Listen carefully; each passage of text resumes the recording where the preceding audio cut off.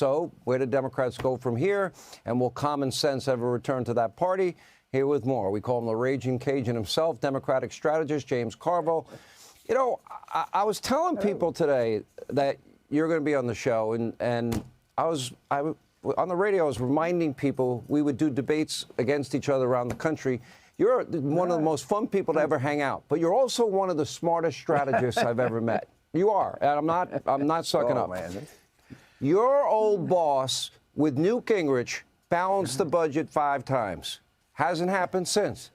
Now your party is against tens of billions spent abroad for Green New Deal, DEI, woke agenda, and transgenderism. What happened? Well, we got to get that $100 million for condoms for Hamas, because that's where all the savings are. I haven't seen. Cute answer. There's tens and hundreds of billions. American all right, you went for 10 minutes. All right, okay. Go ahead. If he can find the money, great. Give everybody $1,000. But I'll tell you this: more deficit has accumulated under Donald Trump than the other president in American history. But I'm glad that you're on the fiscal responsibility bandwagon.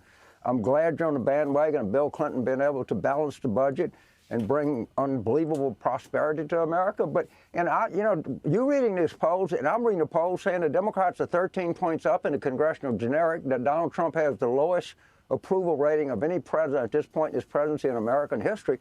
So your viewers are getting one view, and I'm reading another view. So one of us is right and one of us is wrong.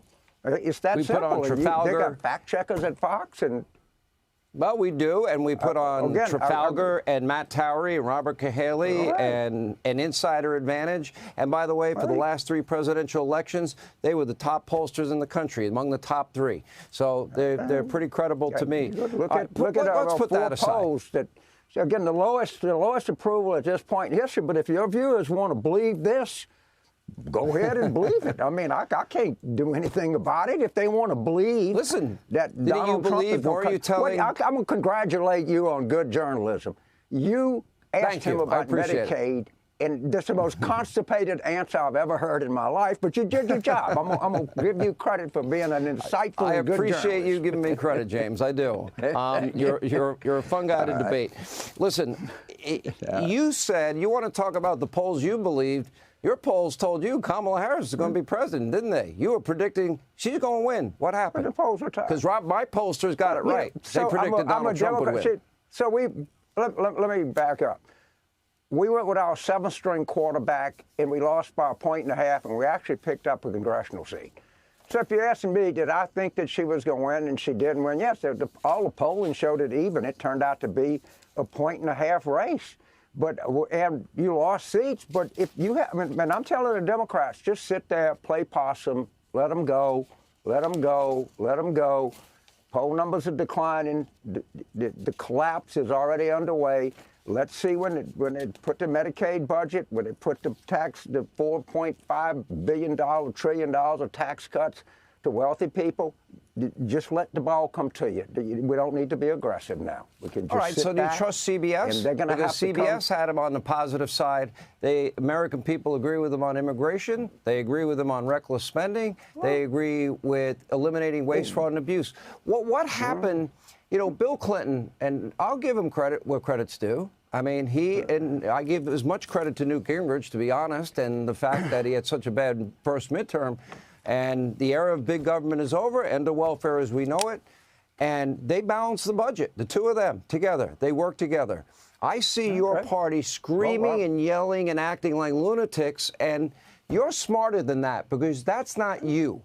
And you're kind of spinning a little on me because you got your ass kicked in this election, and everyone thought you were all going to win. I lost a point. Everything we lost by 1.5 points. But all you have to do, you can go to Real Clear Politics. It's actually a conservative-leaning site, and they run all the poll averages. You can look them up. It's right there. This is not some kind of secret thing. If you go back and you look at, polling was actually very accurate in the 2024 election. I mean, it was a certain infinite stuff that you can get wrong. But yeah, now look again, 13-point lead in the congressional race. The Democrats are almost certain to win the Virginia governor's race. I mean, no, not almost. They are certain to win it. And they're certain to win the House of Representatives back. And that's just a fact. That you can look and see, and Trump is the lowest rated president at this point of any president in American history. A fact. Well, what poll are you citing? Because I'm citing Matt Towery, Robert Cahill, and the CBS poll. So you want me to go to the Real Clear Politics average? Look at Trump approval, and is the Trump? Go ahead. I'm sorry. Go ahead.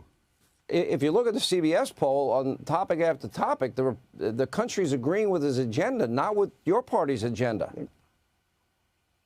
What was Trump's job approval in the CBS poll? I think it was about 50%, but it was. I've seen polls where it's 54, 55. I think it was under that. I think it was under that. I don't think so. But if you look at it and then you break it down by issue. Ipsos poll is part of it. It's not going to do any good for us to sit here and argue, because your viewers can believe you, and they can go to Real Clear Politics, and they can actually see it. It's not like this is some hidden information that people in Washington are passing around each other. It's there. He is the lowest rated president a month into his presidency than any president in United States history. That's the fact. I can be fact-checked. They can do whatever they want. That's fine. We can go back and forth. You wrote a New York Times op-ed, three reasons I am certain that Kamala Harris will win. And you laid out your 3 reasons. And another point you actually said, I'm doubling down that I think Harris is going to win. You said that. And I'm sure you went by the same polls that you're citing. Here's my question, though. To me, if you want to be the party where the Democrats defend men playing in women's sports, if you want to be the party that stands up for illegal immigrants' rights over safety and security of Americans, because they let millions of unvetted illegals in this country, including terrorists and cartel members and murderers, if you want to be the party that is going to fight against spending hundreds of billions of dollars in waste, fraud, and abuse, I think it's a bad strategy. And as, you know, I respect you, I would think you would agree with me that Democrats should stand with Donald Trump on getting rid of that waste, fraud, and abuse. Well, so I missed an election call, okay? I'm a gambler. I bet against the point spread. I was actually 26-6 publicly in my last 32 picks, but I missed 6. I got 26 right, but I missed 6. Pretty good. Okay, I missed an election, for God's sake, because every political consultant always gets every election exactly right. So let's just say I missed a couple. I think the Republican Party is against the minimum wage. I think the Republican Party stands for more tax cuts for people making over $400,000 a year. I think the Republican Party wants to get rid of a woman's right to choose. I think the Republican Party wants to destroy Medicaid. I think the Republican Party would like to get rid of Medicare if they possibly can. I think the Republican Party supports Vladimir Putin. I think the Republican Party is weak when it comes to communist China. So there are a lot of issues of which I have profound and deep disagreements with the Republican Party on. I must tell you that in all honesty. And there are many things that the Democrats want to do that I really believe in. Okay, well, you didn't answer. I don't know any Democrat ran for whether women or men playing sports. I know no Democrat out there advocating that ran on high school sports. Well, I haven't. And I don't know of them. And if they do, I hear a lot of Democrats. I'll let the high school athlete. I hear a lot of Democrats standing up for illegal immigrants. And they don't want to deport them. They want to have sanctuary states and cities. I hear a lot of Democrats like Kamala saying she's against fracking and drilling until she's running for election. I see a lot of Democrats, do support their rights to play women's sports. And you're not addressing those key issues that are. It's the key issue. What the High School Athletic Association decides who's eligible to play what sport is the key issue. We're going to continue to help people with health care, with Medicaid and Medicare, or the key issues that we're going to secure people's retirement security. The key issue is in this century, under Democratic presidents, 50 million jobs have been created and 1 million jobs under Republicans. I think most Democrats that I know want to create jobs, create opportunity for people, and create opportunity for young people. I don't know of anybody that's sitting there worrying about who plays in the high school track meet. I really don't. Well, okay. Well, maybe you're not listening to the same Democrats I am. That's fine. All right, now on the side of our screen, I am scrolling all of the waste, fraud, and abuse. And this is money that is not spent on this country. They've identified tens and tens and tens of billions of dollars. And this is being spent on the radical Green New Deal, DEI, wokeism, transgenderism, LGBTQ+.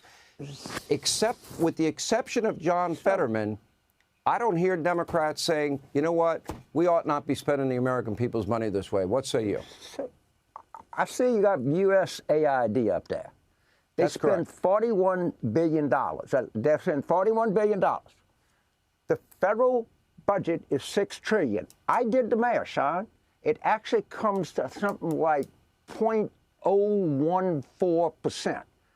So take the $41 billion, put it against the $6 trillion, and see what you've done when your president is responsible for more federal debt than any president in the history of the United States. So I'll spot you the $41 billion. Now we $5,998 billion or whatever you got. Okay, I did the math on USAID. You got it right up there. Okay, USAID $41 billion out of $6 trillion. But James, you're smarter than this. I'm looking at the screen because I'm listening really closely to you, and USAID is 1% of what they're finding, and they're finding it in every department of government, and they're finding all this DEI money. I got a whole packet of waste, fraud, and abuse. Somebody said they came up with 8. Go ahead. I'm far against waste, fraud, and abuse. I saw $8 billion that they come up with now, but show us the number. I mean, they have been. Stand up. You're in control of the Congress. You're in control of the Senate. You're in control of the courts. You're in control of the presidency. Do it, dude.